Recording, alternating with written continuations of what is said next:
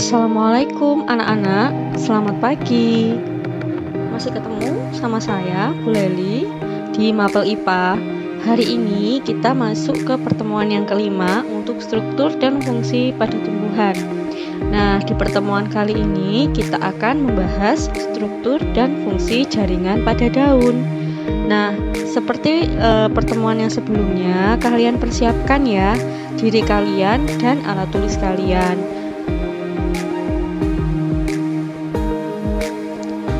Oh iya, bagaimana kabar kalian? Semoga kalian dalam keadaan sehat dan bahagia selalu ya.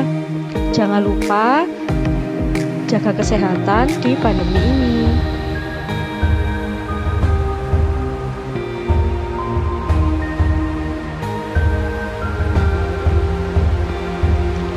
Sebelum kita masuk ke pembelajaran, alangkah baiknya kita untuk berdoa. Nah, kalian saya persilakan untuk berdoa menurut kepercayaan kalian masing-masing. Berdoa dimulai. Berdoa selesai. Nah, untuk tujuan pembelajaran kita hari ini yaitu memahami struktur dan fungsi jaringan pada daun.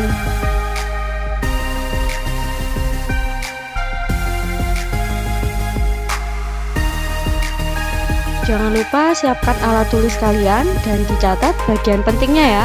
Oh iya, jangan lupa juga siapkan buku paket IPA kalian.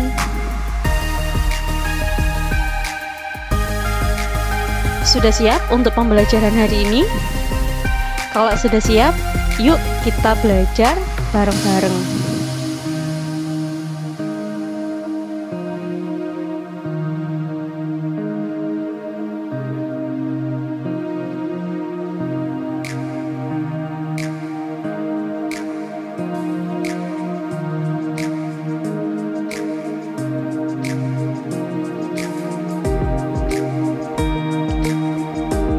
Struktur dan fungsi jaringan daun. Sebelum saya masuk ke jaringan daun, saya mau flashback dulu ya. Kalian tentu masih ingat bahwa daun merupakan organ tumbuhan yang menempel pada batang. Biasanya berbentuk tipis, lebar, dan banyak mengandung zat warna hijau yang dinamakan apa? Iya, klorofil. Fungsi daun antara lain sebagai alat untuk mengambil gas karbon dioksida yang digunakan sebagai sumber dalam fotosintesis, mengatur penguapan air atau yang disebut dengan transpirasi dan respirasi atau pernafasan pada tumbuhan. Ingat-ingat materi yang sebelumnya ya.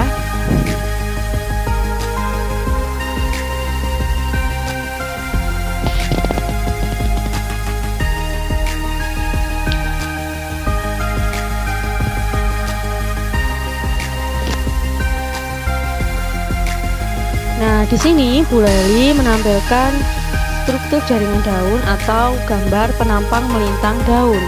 Nah, di situ kalian perhatikan, jika daun kita iris melintang, maka di situ yang akan tampak jika diamati lewat mikroskop ya, ada kutikula, kemudian ada epidermis atas, kemudian parenkim palisade, parenkim spons, epidermis bawah, dan kutikula bagian bawah. Kemudian juga di sisi kiri itu ada mesofil. Nah, tempat untuk terjadinya fotosintesis itu adalah di parenkim palisade atau di mesofil daun, di jaringan mesofil daun atau bunga karang. Benar sekali. Kita flashback yang kemarin ya, dan juga ini materi sudah diberikan pada kelas 7. Oke, bisa kalian catat sedikit demi sedikit. Nah, sekarang Bu Leli akan membahas di jaringan epidermis dulu.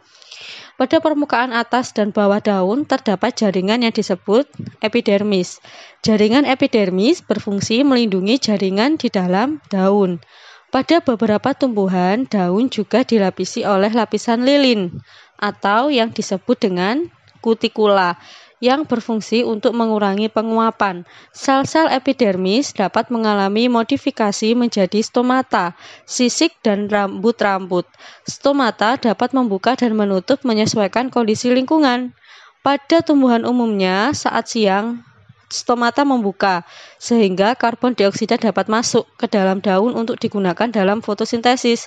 Pada tumbuhan yang hidup di daerah kering, misalnya kaktus, stomata menutup pada siang hari dan membuka pada malam hari. Coba kalian perhatikan di gambar yang di sebelah situ, ya. Di situ kan kalian post ya nanti videonya ya. Di situ nanti kalian perhatikan bagian-bagiannya, stomatanya ada di sebelah mana, epidermisnya di sebelah mana, gitu ya. Nah, sekarang saya lanjutkan.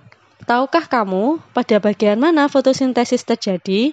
Di bawah lapisan epidermis atas terdapat jaringan yang berbentuk silinder tersusun padat menyerupai tiang dan banyak mengandung klorofil. Jaringan ini disebut jaringan palisade atau jaringan tiang. Di bawah jaringan palisade terdapat jaringan bunga karang, tersusun dari sel-sel yang bentuknya tidak teratur, tersusun longgar, dan juga mengandung klorofil. Kedua jaringan ini merupakan jaringan mesofil. Jaringan mesofil ini sebenarnya merupakan jaringan parenkim yang mengandung klorofil. Di dalam jaringan mesofil inilah terjadi proses fotosintesis. Jadi, di mana letak proses fotosintesis terjadi? Iya, di jaringan mesofil, tepatnya di bunga karang. Pinter. Lanjut ya, paham ya sampai sini ya. Oke, pada tumbuhan monokotil, mesofil tidak berdiferensiasi menjadi jaringan palisade dan jaringan bunga karang, tetapi tersusun atas sel-sel parenkim yang mengandung klorofil yang memiliki ukuran seragam. Di dalam daun juga terdapat jaringan silem dan yang membawa air dan mineral dari batang, dan jaringan floem yang berfungsi membawa hasil fotosintesis dari daun untuk disalurkan ke seluruh tubuh tumbuhan. Di samping itu, Bu Leli tampilkan juga bagaimana tumbuhan itu respirasi sebelum ke fotosintesis. Mungkin kalian bisa pause video ini dan untuk memahami gambar yang saya tampilkan, karena tidak menutup kemungkinan soal baik itu ulangan harian maupun PAS nanti akan saya tampilkan gambar. Nah, di sini Bu Leli juga menampilkan proses fotosintesis. Di kelas 7 sudah kita bahas ya. Jadi karbon dioksida dibantu oleh cahaya matahari ya, masuk melalui daun. Kalau di daun ada zat klorofil, maka di situ akan dimasak. Ya, jadi karbon dioksida nanti juga akan bertemu dengan air yang dari dalam tanah itu, dari cahaya matahari dan klorofil diubah menjadi oksigen dan karbohidrat. Itu merupakan proses fotosintesis. Bisa kalian pahami lebih dahulu gambar ini.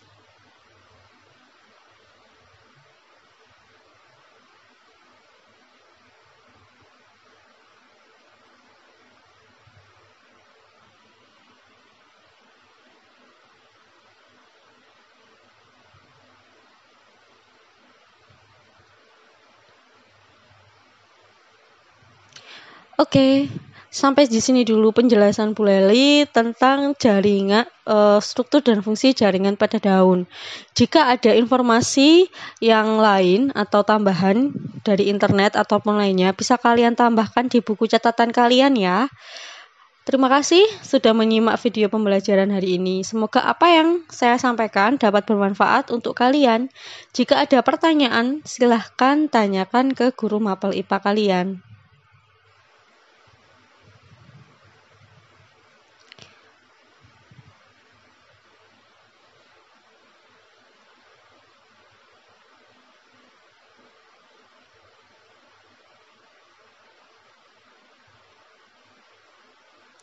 Oke, saya tutup. Wassalamualaikum warahmatullahi wabarakatuh.